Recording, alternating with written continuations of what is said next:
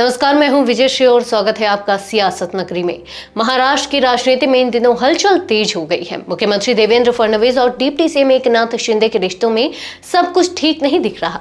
सूत्रों के मुताबिक शिंदे लगातार ऐसे कार्यक्रमों और बैठकों से दूरी बना रहे हैं जहां फडणवीस मौजूद रहते हैं। इस रवैये ने न सिर्फ राजनीतिक गलियारों में चर्चा को हवा दी है, बल्कि शिवसेना और प्रशासनिक हलकों में भी अलग तरह का संदेश भेजा है।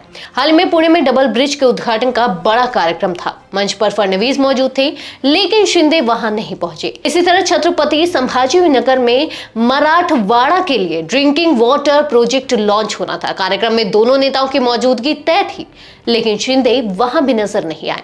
इतना ही नहीं, मुंबई में शिवसेना का रक्षाबंधन कार्यक्रम आयोजित हुआ।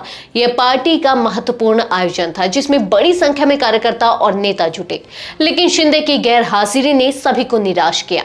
सवाल उठे कि आखिर पार्टी प्रमुख इस कार्यक्रम में क्यों नहीं दिखे। राज्य प्रशासन की दिशा तय करने वाली कैबिनेट मीटिंग्स में भी यही सिलसिला जारी रहा।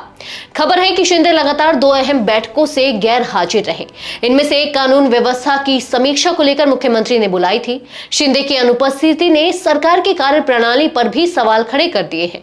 सबसे चौंकाने वाली बात यह है कि शिंदे के ऑफिस की तरफ से अब तक यह नहीं बताया गया कि आखिर उनकी गैर हाजिरी की वजह क्या है। कार्यक्रमों से दूरी और बैठकों से अनुपस्थिति यह संकेत दे रही है कि अंदर खाने कुछ ठीक नहीं चल रहा। विशेषज्ञ मानते हैं कि यह घटनाक्रम ऐसे समय पर हो रहा है जब शिवसेना लोकल बॉडी इलेक्शन की तैयारी कर रही है। पार्टी और गठबंधन दोनों को एकजुट संदेश देने की जरूरत है, लेकिन शिंदे का रुख उल्टा असर डाल सकता है। राजनीतिक हलकों में चर्चा है कि क्या ये सिर्फ व्यस्तता की वजह है या फिर सत्ता संतुलन को लेकर कोई गहरी नाराजगी पनप रही है। कुल मिलाकर महाराष्ट्र की राजनीति में यह दूरी एक नई सियासी कहानी लिख रही है। अब सबकी निगाहें इस पर टिकी हैं कि आने वाले दिनों में फडणवीस और शिंदे खुलकर साथ दिखेंगे या यह खामोश दरार और गहरी हो जाएगी।